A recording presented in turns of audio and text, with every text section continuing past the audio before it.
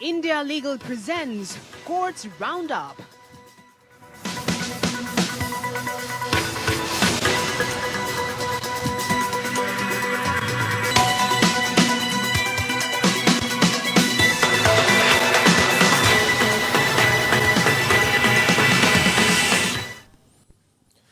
नमस्कार, courts roundup में आपका स्वागत है। मैं हूं आपके साथ रविंद्र सिंह। इस बुलेटिन में अगले आधे घंटे में हम आपको कोर्ट से जुड़ी तमाम छोटी बड़ी खबरों से रूबरू करवाएंगे। कोर्ट की कार्रवाई और सुप्रीम कोर्ट से लेकर हाई कोर्ट और लोअर कोर्ट तक के फैसलों को आपके सामने रखेंगे। आगे बढ़ने से पहले एक नजर डालते हैं सुर्खियों पर। पहलवानों के यौन शोषण मामले में राउज एवेन्यू कोर्ट ने दिल्ली पुलिस से मांगी स्टेटस रिपोर्ट। मामले की अगली सुनवाई 12 मई को होगी।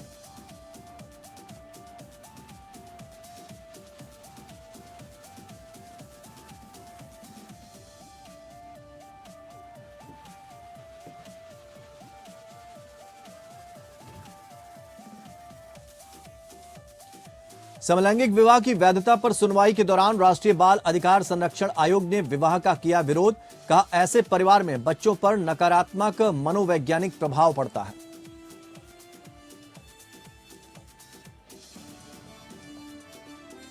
हिरासत मौत मामले में पूर्व आईपीएस अधिकारी संजीव भट्ट को सुप्रीम कोर्ट से झटका। अतिरिक्त सबूत पेश करने की मांग रद्द। कोर्ट ने कहा, जस्टिस शाह नहीं होंगे मामले से अलग।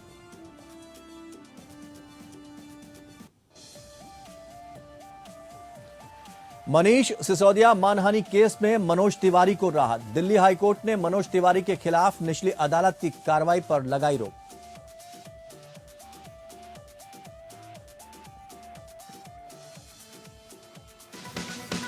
India Legal presents Courts Roundup.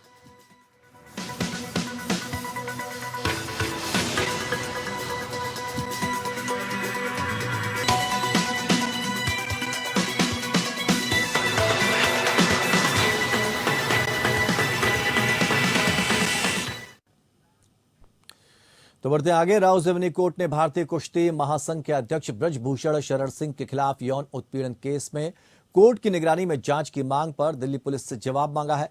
महिला पहलवानों की तरफ से दायर याचिका में ब्रजभूषण के खिलाफ दर्ज मामले में कोर्ट की निगरानी में जांच की मांग की गई है।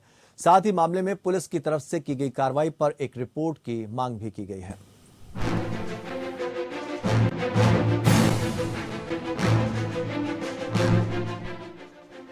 महिला पहलवानों की याचिका पर दिल्ली की राउज एवेन्यू कोर्ट में सुनवाई हुई। इस दौरान अदालत ने दिल्ली पुलिस से मामले में स्टेटस रिपोर्ट मांगी है। कोर्ट इस मामले की अगली सुनवाई 12 मई को करेगा। सुनवाई के दौरान पहलवानों के वकील ने कोर्ट से कहा कि 2 एफआईआर दर्ज हुई हैं। एक पॉक्सो एक्ट के तहत दर्ज हुई और दूसरी अन्य धाराओं में दर्ज हुई। सुनवाई के दौरान पहलवानों के वकील ने कहा, मामले में एक एफआईआर पॉक्सो के तहत दर्ज हुई है और दूसरी अन्य धाराओं में दर्ज हुई है। हमने शिकायत दर्ज कराई लेकिन पुलिस ने कोई एक्शन नहीं लिया।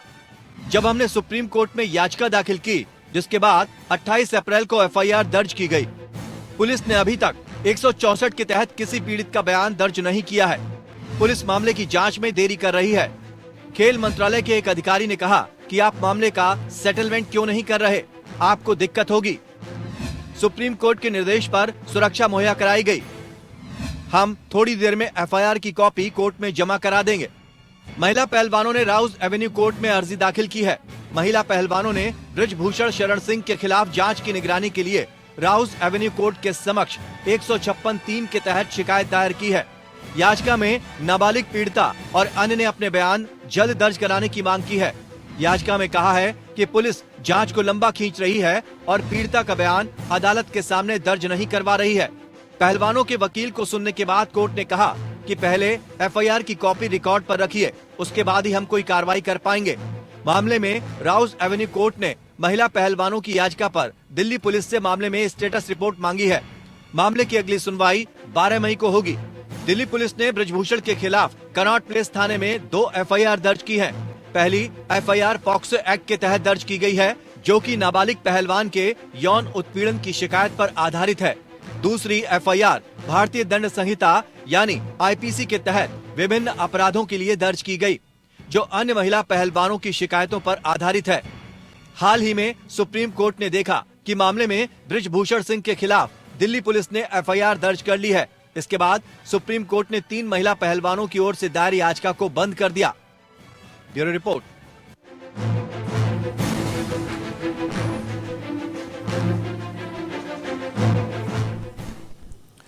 सुप्रीम कोर्ट से आईपीएस के बर्खास्त अधिकारी संजीव भट्ट को झटका लगा है। सुप्रीम कोर्ट ने हिरासत में मौत मामले में दोष सिद्धि के खिलाफ अपील में अतिरिक्त सबूत पेश करने की मांग वाली याचिका खारिज कर दी है। कोर्ट ने कहा कि अभी हाई कोर्ट में मामला है, ऐसे में सुप्रीम कोर्ट बेंच का कोई भी फैसला हाई कोर्ट के विश्लेषण को प्रभावित कर सकता है, इसलिए बेंच ने याचिका रद्द की। साथ में शीर्ष अदालत ने भट्ट की उस याचिका को खारिज कर दिया जिसमें न्यायमूर्ति एमआर शाह को मामले की सुनवाई से अलग करने की मांग की गई थी। दरअसल भट्ट ने 1990 की हिरासत में मौत मामले में दोष सिद्धि के खिलाफ गुजरात हाई कोर्ट में अपनी अपील के समर्थन में अतिरिक्त साक्ष्य प्रस्तुत करने से संबंधित मामले की सुनवाई से न्यायमूर्ति एमआर शाह को हटाने की गुहार लगाई थी। इससे पहले मंगलवार को अदालत ने फैसला सुरक्षित रख लिया था।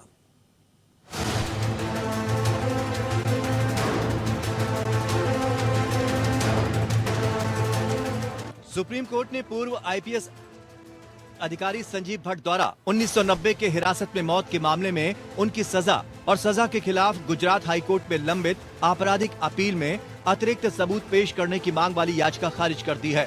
भट्ट ने 24 अगस्त 2022 को हाई कोर्ट द्वारा पारित आदेश को चुनौती देते हुए विशेष अनुमति याचिका दायर की, जिसमें उन्हें सीआरपीसी की धारा 391 के तहत अपील में अतिरिक्त सबूत पेश करने की अनुमति से इनकार किया गया।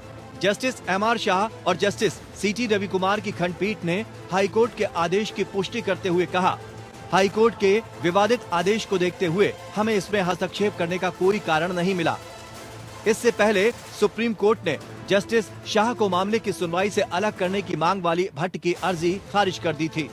जुलाई 2019 में गुजरात के जामनगर में सत्र न्यायालय ने भट्ट को 1990 में प्रभुदास माधवजी वैश्नानी की हिरासत में मौत के लिए दोषी पाते हुए आजीवन कारावास की सजा सुनाई। ट्रायल कोर्ट के समक्ष उन्होंने अपने तर्क का समर्थन करने के लिए डॉक्टर के विशेषज्ञ साक्ष्य पेश करने के लिए आवेदन दायर किया कि प्रभुदास की मौत कथित उठक बैठक के कारण नहीं हुई थी। गुजरात हाईकोर्ट के समक्ष दायर आपराधिक अपील में भट्ट ने सीआरपीसी की धारा 391 के तहत अतिरिक्त विशेषज्ञ साक्ष्य जोड़ने की मांग करते हुए आवेदन दायर किया। जस्टिस विपुल एवं पंचोली और संदीप एन भट्ट की खंडपीठ ने 24 अगस्त 2022 को अर्जी खारिज कर दी थी।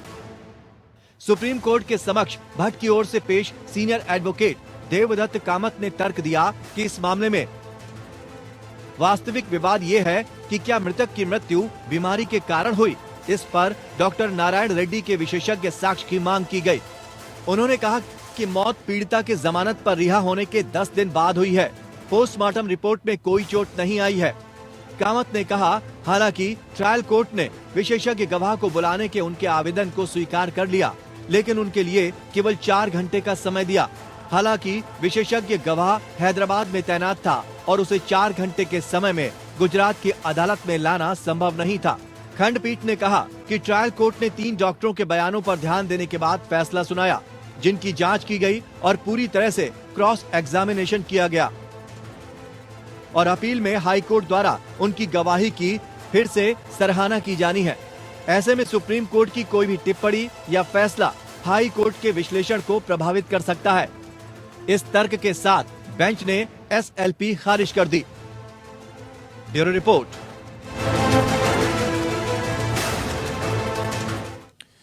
समलैंगिक जोड़ों को विवाह की मान्यता देने की मांग के मामले में सुप्रीम कोर्ट में सुनवाई हुई। सुप्रीम कोर्ट में संविधान पीठ की सुनवाई के 9वें दिन एक याचिकाकर्ता की तरफ से मांग की गई कि सीजेआई इस मामले की सुनवाई से खुद को अलग करे। इस मांग पर सॉलिसिटर जनरल ने आपत्ति दर्ज कराई। हालांकि सीजेआई ने इस मांग को खारिज कर दिया। केंद्र सरकार की ओर से सॉलिसिटर जनरल तुषार मेहता ने सुप्रीम कोर्ट को बताया कि इस मुद्दे पर केंद्र को 7 राज्यों की प्रतिक्रिया मिली है, जिसमें राजस्थान सरकार भी शामिल है, जिसका कहना है कि हमने इस विषय का परीक्षण किया है और सरकार समलैंगिकों को मान्यता देने का विरोध किया है। सरकार ने साथ ही एनसीपीसीआर ने समलैंगिक विवाहों को कानूनी मान्यता देने का विरोध किया। एनसीपीसीआर ने कहा कि बच्चे को जैविक माता पिता द्वारा पैदा होने और पालन पोषण का अधिकार है और माता और पिता दोनों बच्चे के विकास में महत्वपूर्ण भूमिका निभाते हैं। वहीं बच्चा केवल हेट्रोसेक्सुअल यूनियन के माध्यम से स्वाभाविक रूप से पैदा हो सकता है। हेट्रोसेक्सुअल और होमोसेक्सुअल के साथ अलग अलग व्यवहार करना न्यायोचित है। एनसीपीसीआर का कहना है कि बच्चे का कल्याण सर्वोपरि है और इसमें रत्ती भर भी समझौता और अनिश्चितता नहीं की जा सकती। एक बच्चा स्वाभाविक रूप से केवल विषम लैंगिक जोड़ों के माध्यम से पैदा हो सकता है। बच्चे को जैविक माता पिता द्वारा पैदा होने और पालन पोषण करने का अधिकार है और इन कानूनों की संपूर्ण संरचना बच्चे के कल्याण के दृष्टिकोण से सर्वोपरि है। फिलहाल आज की सुनवाई पूरी।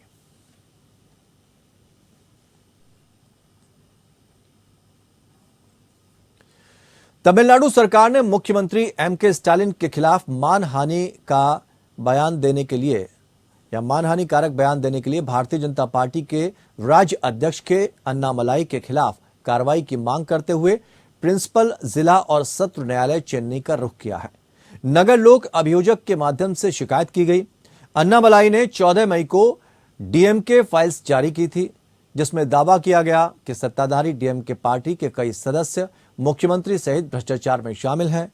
उन्होंने दावा किया कि मुख्यमंत्री ने टेंडर देने के लिए इंडो यूरोपीय शेल कंपनी से 200 करोड़ रुपए की धनराशि प्राप्त की। आपराधिक मानहानि याचिका में कहा गया कि अन्नामलाई द्वारा दिया गया भाषण उनके सार्वजनिक समारोह के निर्वहन में उनके आचरण के संबंध में सीएम की प्रतिष्ठा को नुकसान पहुंचाने का इरादा रखता है। यह भी प्रस्तुत किया गया कि अपमानजनक भाषण बिना किसी आधार या सबूत के प्रेस कॉन्फ्रेंस के दौरान किया गया और मीडिया द्वारा व्यापक रूप से प्रसारित किया गया। याचिका में कहा गया कि भाषण मुख्यमंत्री द्वारा प्राप्त उच्च प्रतिष्ठा को काफी नुकसान पहुंचाने की प्रकृति का है। मुख्यमंत्री द्वारा अधिनियमित विभिन्न कल्याणकारी योजनाओं की ओर से इशारा करते हुए सरकारी वकील ने कहा कि मुख्यमंत्री सामाजिक न्याय और राज्य की स्वायत्तता सुनिश्चित करने के लिए सभी प्रयास कर रहे हैं। इस प्रकार उन्होंने प्रस्तुत किया कि बयान अच्छे विश्वास के खिलाफ और बिना किसी सार्वजनिक भलाई के है। अभियोजक ने आगे कहा कि मुख्यमंत्री के खिलाफ मानहानि का अपराध राज्य के खिलाफ किया गया अपराध है, क्योंकि ये मुख्यमंत्री द्वारा सार्वजनिक कार्यों से संबंधित है।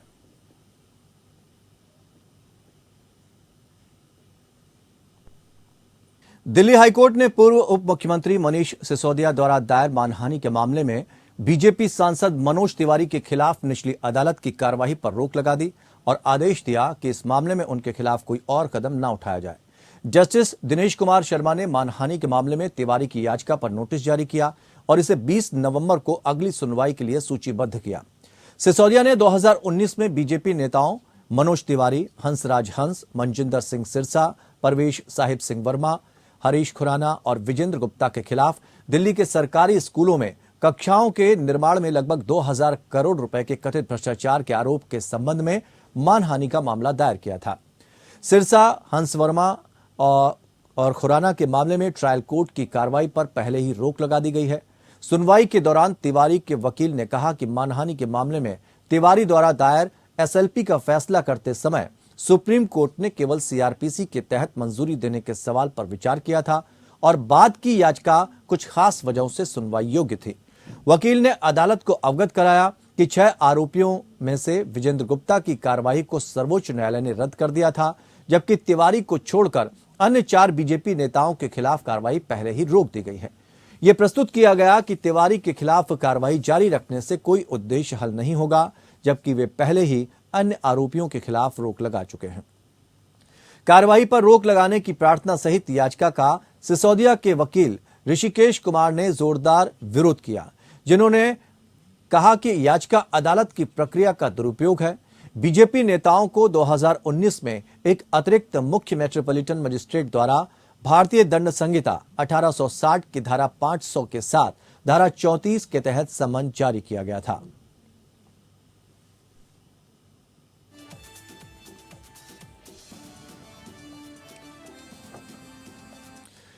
अलकादिर ट्रस्ट घोटाला मामले में सुप्रीम कोर्ट ने इमरान की जमानत अर्जी खारिज कर दी। कोर्ट ने इमरान खान को 8 दिन की एनएबी रिमांड में भेजा। इसके बाद पाकिस्तान में तनाव की स्थिति, नवाज शरीफ के आवास की ओर जाने वाली सड़कें सील कर दी गई हैं। इससे पहले तोशखाना मामले में पाकिस्तान के पूर्व प्रधानमंत्री इमरान खान दोषी को झटका लगा। अदालत ने उन्हें मुजरिम करार दिया, यानी दोषी करार दिया। इमरान ने कहा कि इस्लामाबाद हाईकोर्ट का फैसला विरोधाभासों से भरा है।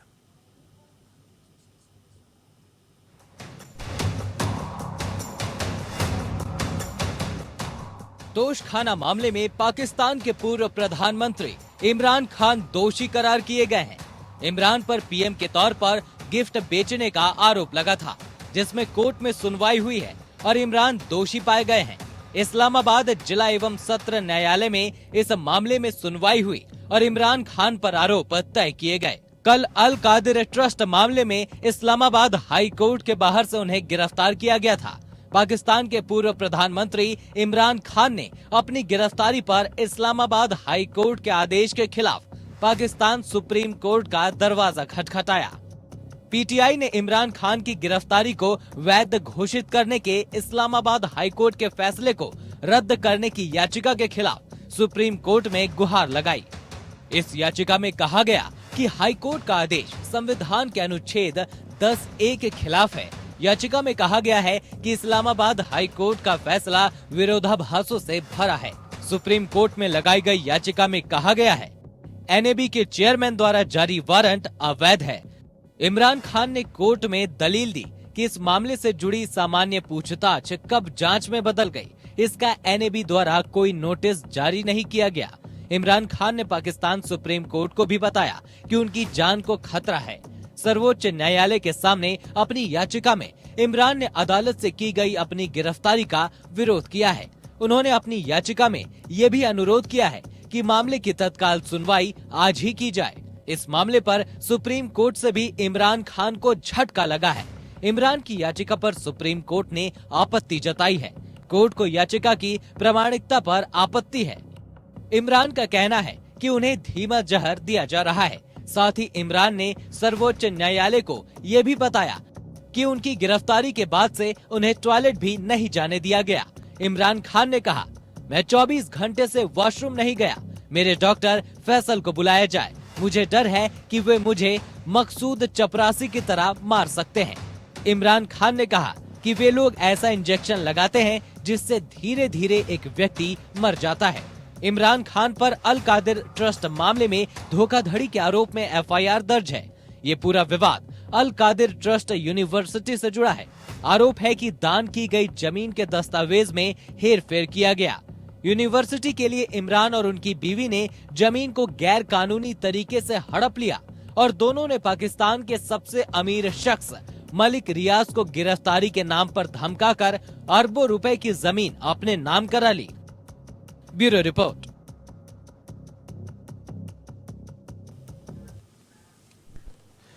संविधान के अनुच्छेद 342 के मुताबिक अनुसूचित जनजातियां वे आदिवासी समुदाय हैं जिन्हें राष्ट्रपति द्वारा एक सार्वजनिक अधिसूचना द्वारा इस प्रकार घोषित किया गया है। मणिपुर हालात के कारण अनुसूचित जनजाति समुदाय आजकल खबरों में है।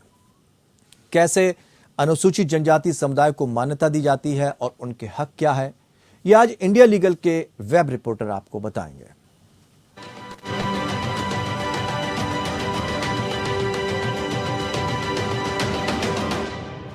तो चलिए आज बात करते हैं हम एसटी और एससी के लिए स्पेशल रिजर्वेशंस की, जो हमारे संविधान में दिए गए हैं। भारत सरकार ने अडॉप्ट करी है बहुचरणीय रणनीति इसके ओवरऑल डेवलपमेंट के लिए, जो कि सपोर्ट करते हैं फॉर एजुकेशन, हेल्थ, सैनिटेशन, साथ ही साथ और भी चीजों के लिए। आरक्षण दिया गया है सभी मुख्य क्षेत्रों में, जैसे कि एजुकेशन में दिया गया अंडर आर्टिकल 15 क्लॉज 4। आर्टिकल 23 प्रतिबंधित करता है मानव तस्करी को, अर्थात ह्यूमन ट्रैफिकिंग, और साथ ही साथ बंदिश लगाती है फोर्स लेबर पर। इसी के साथ हमारे संसद में इंट्रोड्यूस करा गया bonded labour system abolition act 1976। यही नहीं, अभी और सुनिए, आर्टिकल 243D रिजर्वेशन देता है सीट्स की पंचायत में सभी शेड्यूल्ड ट्राइब्स को, और आर्टिकल 330 देता है reservation of seats scheduled tribes को लोकसभा में। यही नहीं, सुप्रीम कोर्ट ने अलग अलग कॉन्स्टिट्यूशन प्रोविजंस बनाए हैं रिजर्वेशन के लिए। इसमें कोई संकोच नहीं कि सुप्रीम कोर्ट ने कई लैंडमार्क जजमेंट्स भी दिए हैं इन्हीं कम्युनल जस्टिस के लिए।